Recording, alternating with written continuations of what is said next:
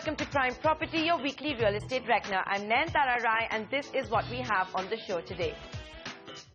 Achhe din aa gaye. The next 6 months will be the best ones for India's real estate market since the global meltdown, says Knight Frank and industry body FICCI. The duo says the bottoming out of India's property market is complete. Despite the sentiment turnaround, the luxury housing segment is far from recovering. We do a realty check of Chennai's high-end market. Mumbai, a divided house over construction being allowed along the Mahim shore. Prices may soften, but the fear is it'll be at the expense of nature. The Supreme Court comes to the rescue of buyers of a Supertech project in the National Capital Region. The builder is instructed to refund those customers that chose to opt out once the Allahabad High Court in April had ruled the demolition of the project. After 3 terrible years, sentiment is turning around for India's property market. Knight Frank and industry chamber FICCI say the next 6 months will be the best ones for the realty sector since the Lehman crisis, and they insist this will be the case along all cities and asset classes. The bottoming out of India's real estate market is complete, so gear up for property prices to appreciate. That's the key finding of the latest real estate sentiment index released by Knight Frank and FICCI every quarter. Out of the 150 respondents covering developers, banks and private equity firms, 62% in the April to June quarter warned residential property prices were set to firm up. Only 14% of the same respondents had made a similar prediction in the January to March quarter. Cushioning the blow for home buyers, Knight Frank says it does not believe a sharp price appreciation is on the anvil. I am expecting in residential not more than 7 to 8% annual increase in price, and that too, please keep in mind, this is city level weighted average price. Even as Knight Frank India describes the expected price appreciation across India as nominal, its prediction is the land-starved cities of Mumbai and Chennai will see the highest price rise. Sentiment is also turning around for India's commercial real estate market, which is often considered to be a reliable economic indicator. More than 75% of the survey's respondents believe leasing volumes will see an upsurge by the year end. Only 48% of the same respondents had made a similar prediction last year. Meanwhile, 52% of the respondents are convinced rentals are going to appreciate. Jan to March 2015, I'm expecting real tractions in the office market. But let me tell you, the planning of new office supply, those are already in place now after the stable government has come in the center. Bangalore's office market has taken the lead in showing signs of a revival. Backed by demand from the IT/ITES sector, transaction volumes in Bangalore are nearing the 6 million square feet recorded in the first half of 2012. The international property consultant believes Pune and Chennai will be the next to recover. While sentiment may be turning around, luxury housing is probably going to take the longest to recover, a fact developers are making peace with. For example, in Chennai, builders are sitting on high unsold inventories of luxury apartments and yet have decided to hold back on price cuts to lure buyers. As my colleague Purnima Mulli reports, builders overestimated the luxury market and there's a huge mismatch between demand and supply in Chennai. This is Zaz, one of the most expensive residential projects in Chennai's prime locality, Arepuram. These condos have personal elevators, jacuzzis and even panic rooms to survive during natural calamities. An apartment here would set you back by anywhere between 15 and 20 crore rupees. It's an ultra-luxury development for the uber-rich, and you may go wrong if you think developments like these are rare in a conservative city like Chennai. Their supply is far outstripping demand. There are several luxury residential projects coming up in the heart of Chennai with a price tag of 4 crore rupees and above. Posh developments will also soon dot the skyline of Chennai suburbs. Developers seem to have overestimated demand, which experts say is roughly 10 to 15% of the current supply as per data compiled by a property consultant. 43% of 2,250 units above 2.5 crore rupees are still unsold. Almost 60% of the 5,500 luxury apartments launched in Chennai suburbs since 2012 are yet to find buyers. There is a mismatch because everybody is running behind the same segment and the consumers are just the same 10 to 15% that they are targeting. Now that mismatch will definitely pan out in realignment of pricing happening in a due course of time. And that can only happen where land, if it is procured historically at a very, very affordable price, that realignment of pricing can be passed on as a benefit to the consumer. So there could be those realignments which you and I may not know, but the consumer will benefit. And those will be the developers who will take away that market share. Developers are looking to realign prices of luxury projects to spur sales. Besides that, a few projects have cashed in their chips by calling off projects. For example, industry experts say one of Chennai's premium developer, SPR Group, has scrapped its ultra-luxury project in Nungambakam, where an independent villa had been priced at up to 30 crore rupees. Since then, SPR Group has announced another project at another location with toned-down pricing. Unsold high inventory is a challenge confined not only for Chennai's creme de la creme realty projects. According to a study by John Slang LaSalle, the city's total unsold inventory jumped to 45,000 units in 2013 as against 20,000 units in 2012. Developers are putting on a brave face despite the sluggish demand.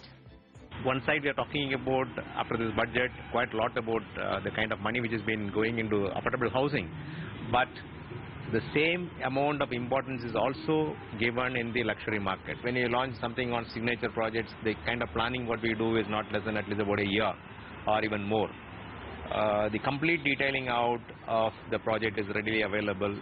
A start to finish detail is completely available of this kind of products which is coming in the market. Developers are pinning hopes on the recent green shoots in the Indian economy, which should lead to home buyers having higher disposable income. But builders are unlikely to cut prices as they are convinced a turnaround in the buyer sentiment is round the corner. They have also gained confidence post the new government's thrust in Indian real estate. Builders do, however, concede we are far away from seeing a pickup in Chennai's luxury property market, as it will have to be preceded by a recovery in Chennai's affordable and mid-end housing segment. In Chennai, Purnima Murli. Now we head west. Is it a coast or is it a bay? That's the one question getting many in Mumbai worried. The reclassification of Mahim as a bay earlier this year unlocks several land parcels that have the potential to be developed. But this comes with several riders and several apprehensions, right from the Chief Minister himself to urban planners. My colleague Manasi Gilani gets you a ground report. Maharashtra Chief Minister Prithviraj Chavan cracked a whip on the state coastal zone authorities for having approved the development of Hubtown's 5.3-acre land parcel in Mumbai's highly restrictive coastal regulation zone area. According to some newspaper reports, just as the Maharashtra Coastal Zone Management Authority, MCZMA, redefined Mahim Shore as bay, the developer submitted a proposal for removal of its plot from CRZ and the 500 meters restriction, which state's Coastal Zone Authority had notified. CRZ norms restrict construction activity up to 500 meters from the sea's high tide line, but it gets relaxed to 100 meters for Bay Area. Asking us to keep 500 meters away as a clean area or no development area is impractical in the cities. For example, if you see other developing nations, for example, Dubai has reclaimed almost 230 square kilometers into Dubai Sea, and they have created various islands. Similar stories there for Singapore or Hong Kong. Entire a city like Mumbai, they have created with the reclamation. Now, asking this law in India to leave 100 meter or 500 meter looks very complicated, or there is no logic behind that. This is the second time when the CM has come down tracking on realtor Hubtown. In 2013, Chavan disapproved the abnormally high floor space index FSI of 7.6 sanctioned by Ashok Chavan for a hotel project on that property. The developer was eventually left with much reduced FSI of about 1.33 because of the CRZ restrictions. Hubtown had purchased this property in 2007 for 350 crore, and ever since, the jinx continues. One way, the government of Maharashtra, the Honorable Chief Minister has idea to create the coastal roads. If you see the carefully proposal, he has suggested that instead of extending Sea Link Bridge, let's create the coastal road. In 8,000 crore, we can create the entire city parallel road infrastructure. Now, creation of the coastal road itself is a violation of the CRZ law. Now, you have to see whether you want to abide with the law or you want to create the infrastructure of the city. I think these rules are outdated. Now, one way Honorable CM is saying that we want to create the coastal road. So one way we want relaxation in the law. Then what is the difficulty in allowing redevelopment of the property? It's clearly a long haul before we see any transformation to Mumbai's shoreline. But if the redesignation proposal goes through, it is expected to act as a precedent to other areas like Marine Drive, Cuff Parade, Churchgate and other parts of Malad that could help builders whose projects are currently stuck due to CRZ restrictions. Once these regulations, once this proposal gets formalized and the restrictions are reduced from 500 meters to the 100-meter, mark, this will open up, in my estimate, approximately 400 to 500 acres of land, which will translate into roughly, I would say, about 50 to 60,000 dwelling units, about 50 to 60 million square feet of, residential supply which will come into our city. With Maharashtra state elections just a few months away and possibility of code of conduct coming into effect by end of the month, experts say there's very little that one can do. The proposal's not finally formalized yet. From a elections around the corner point of view, yes, this is an interesting, debate, but I don't think this is going to be coming out that soon. So, we still need to wait. It's been delayed so long, so we really don't have a firm sense of when the proposal is going to be absolutely formalized. This Bay debate has dragged in several environmentalists that have shown severe criticism on this reclassification. The coastal zone reclassification comes under the purview of National Coastal Zone Authority management, and this Hubtown case could be an aberration to the regulations notified by them. Mumbai definitely is land crunched, but development at the cost of an environment, would that be really a good idea? Well, perhaps better planning and smarter planning is the need of the hour. In Mumbai, Manas Vigilani.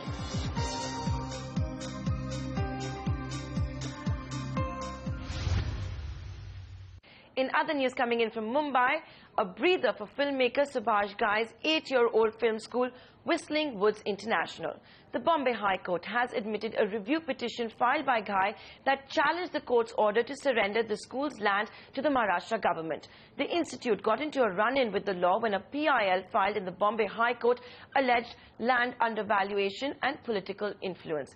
Mubina Kapasi has a report of the chronology of the events.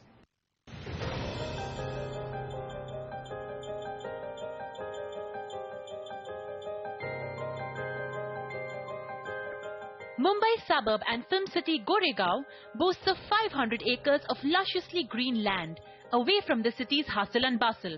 And filmmaker Subhash Ghai had been eyeing a piece of that pie for his ambitious film school, Whistling Woods International, for more than 10 years. In 2004, he was finally granted his wish. He entered into a joint venture with the managers of the land, the Maharashtra Film, Stage and Cultural Development Corporation, or MFSCD, thus acquiring a 20-acre parcel. However, his happiness was short-lived.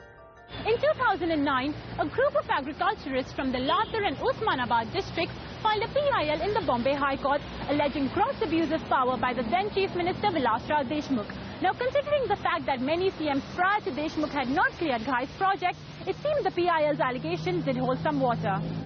Not only was the institute plagued with political undertones, a CAG report said the land ought to have been valued at 31.2 crores as opposed to the 3 crore valuation, bringing to light the gross undervaluation done by MFSCD. The Apex Court had noted that one cannot be treated as blue-eyed boy for which the Chief Minister can bend or bypass rules to give away land of the state. The Bombay High Court and subsequently the Supreme Court ordered him to vacate 14.5 acres of the land immediately while giving him time till 31st July 2014 to vacate the remaining 5.5. With almost no time left to hold on to his last land parcel, Ghai was desperate. 2.5 years after the Supreme Court's judgment, he filed a review petition in the Bombay High Court. Boasting about the world-class amenities and luxuries available, the laurels won by the institute, Ghai is even willing to convert it into a not-for-profit charitable one and is ready to do almost anything that could warrant its survival. Fortunately for him, on 30th July, the court admitted his review petition and allowed Whistling Woods to temporarily continue operations in its Film City campus. However, this relief could be short-lived, as the court has yet to decide on the final review. And there is still the possibility that the institute may move from its bounteous Film City hub to a smallish building in the city. In Mumbai, Mubina Kapasi. On that note, we'll slip into a short break. On the other side, the Supreme Court comes to the rescue of buyers of a Supertech project in the National Capital Region. The builders instructed to refund those customers that chose to opt out. Post Allahabad High Court found the residential towers to be illegal.